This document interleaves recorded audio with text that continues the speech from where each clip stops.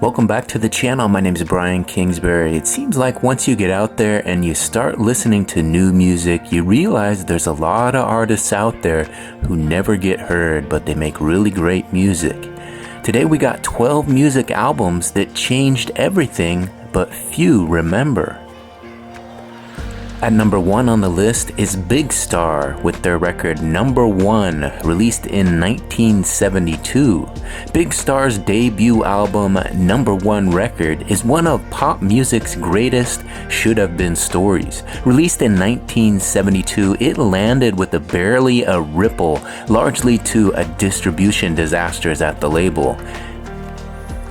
Yet its shimmering guitars, bittersweet lyrics, and tight harmonies ended up shaping the very DNA of modern indie rock.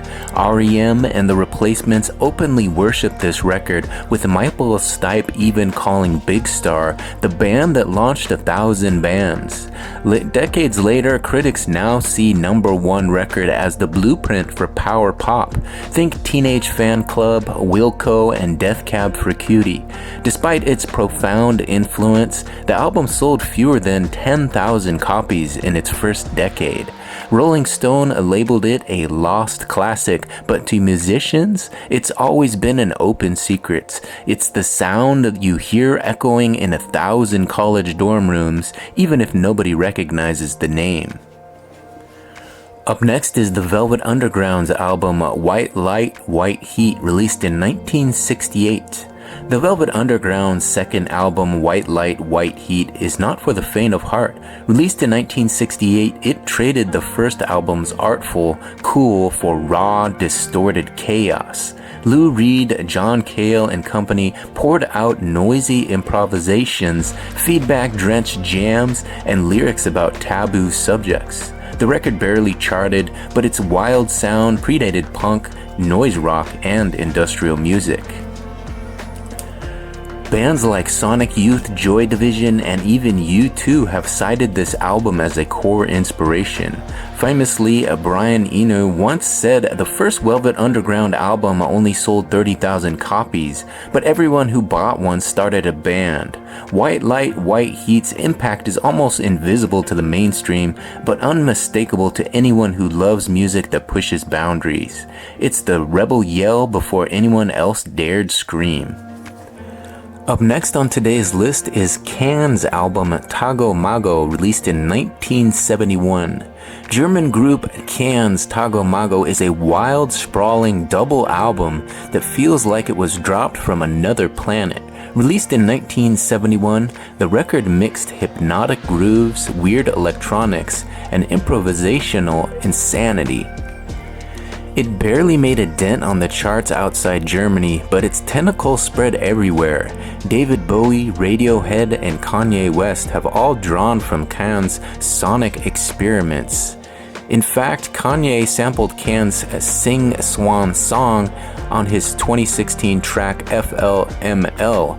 Tago Mago is often cited as the cornerstone of krautrock, but its real power is how it shaped the future. Electronic, ambient, and even hip-hop artists have borrowed its tricks. For decades, crate diggers and producers treated this album like a secret weapon. Its influence is everywhere, but the name Can is still whispered mostly among musicians and obsessives. Up next is Kate Bush's album The Dreaming, released in 1982. Before Kate Bush became a household name with Hounds of Love, she took a wild detour with The Dreaming in 1982. This album was her first as a sole producer, and it's bursting with strange sounds, didgeridoos, sampled voices, and abrupt time changes. Critics at the time were baffled, with some calling it uncommercial and incomprehensible, but today artists from Bjork to St. Vincent cite The Dreaming as a guiding light for creative freedom. It set the stage for the entire genre of experimental pop. You can hear echoes of it in FKA's Twigs, Lorde, and even Billie Eilish. The Dreaming didn't win awards, but it gave permission for pop artists to get weird, to follow their own rules. It's the album that told future generations, don't be afraid to be too much. Up next is Nick Drake's album Pink Moon, released in 1972. Pink Moon is so quiet it almost feels like a secret whispered in the night. Released in 1972, Nick Drake's final album was just his voice and guitar, stark, minimal, and heartbreakingly beautiful. It went almost entirely unnoticed during his lifetime, selling fewer than 5,000 copies. After Drake's death, the album slowly built a cult following, especially after a 1999 Volkswagen commercial used the title track. Now, Pink Moon is considered a touchstone for anyone seeking the power of understatement and vulnerability in music. Modern folk and indie artists like Bon Iver, Elliott Smith, and Iron and Wine all owe a debt here. The album's minimalism rewrote what it meant to be intimate in music, showing that less can be infinitely more. It's the lonely campfire at the edge of pop's noisy party. Up next is Talk Talk's album Spirit of Eden, released in 1988. Talk Talk's Spirit of Eden is one of those records that feels like it washed up from a dream. Released in 1988, it was a radical departure from the band's synth-pop roots, quiet, spacious, and deeply emotional. Critics and fans were confused, and the record flopped commercially. Yet today, Spirit of Eden is hailed as a foundation of the post-rock genre, influencing acts like Sugar Rose, Radiohead, and Bark Psychosis. Bands now strive for the same balance of atmosphere and intensity. The band's organic sound, blending jazz, classical, and rock, turned the studio into an instrument itself. It's a cult classic, revered by musicians and audiophiles for its patience and beauty. Spirit of Eden is the gentle revolution that didn't need to shout. Up next is Galaxy 500's album On Fire, released in 1989. Galaxy 500's On Fire is the sound of late nights and distant streetlights, lo-fi, dreamy, and endlessly evocative. Released in 1989, it didn't chart or make headlines, but it quietly shaped the future of indie music. With reverb-soaked guitars and gentle vocals, the band created the blueprint for dream pop and shoegaze. Later artists like Slowdive, Beach House, and even the XX have picked up where Galaxy 500 left off. The album's influence is also felt in the rise of bedroom pop, with its DIY spirit and unpolished charm. On Fire has become a touchstone for anyone who values mood and feeling over flash. It's the album you play when you want to drift away, and for many, it's still a treasured secret. Up next is XTC's album Skylarking, released in 1986. XTC's Skylarking is a psychedelic pop journey that somehow slipped beneath the mainstream radar. Released in 1986 and produced by Todd Rundgren, it's packed with lush arrangements, sharp lyrics, and innovative melodies.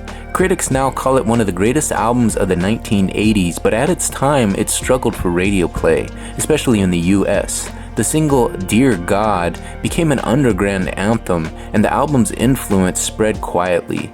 Bands like Blur, The Flaming Lips, and Elliott Smith have all pointed to Skylarking as a key inspiration.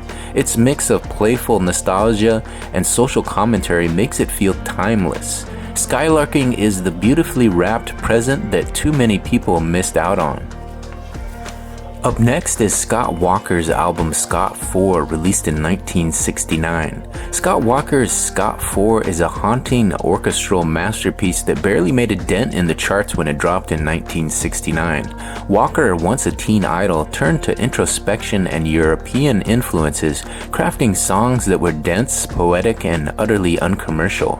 Despite its initial commercial failure, Scott 4 became a favorite among musicians. David Bowie called Walker his idol, and Radiohead have cited his work as a direct influence. The album's mix of baroque arrangements and existential lyrics paved the way for countless avant-garde artists. It's music for those who want to dig deeper to find beauty in the shadows. Scott Fort is proof that sometimes the most influential art is the quietest. Up next is Funkadelic's album Maggot Brain, released in 1971. Funkadelic's Maggot Brain is a psychedelic explosion that redefined what funk, soul, and rock could sound like.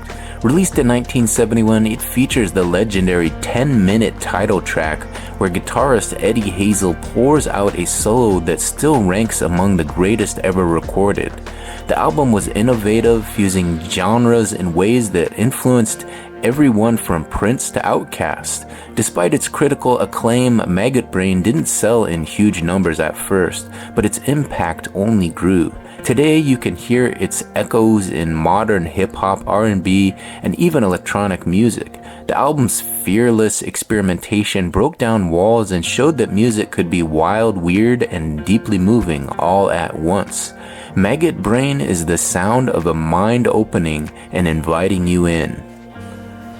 Up next is Slint's album Spiderland, released in 1991. Slint's Spiderland is a dark, mesmerizing album that practically birthed an entire genre. Released in 1991, it barely made a blip commercially, but its influence on post-rock and post-hardcore is massive. The album's quiet, loud dynamics, spoken word vocals, and haunting atmospheric inspired bands like Mogwai, Explosions in the Sky, and Godspeed You, Black Emperor.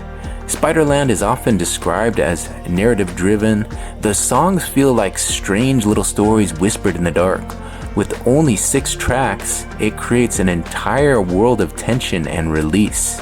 Today, it's a touchstone for underground musicians looking for new ways to tell stories with sound. Spiderland is the cult movie of the music world. Once you find it, you never forget it.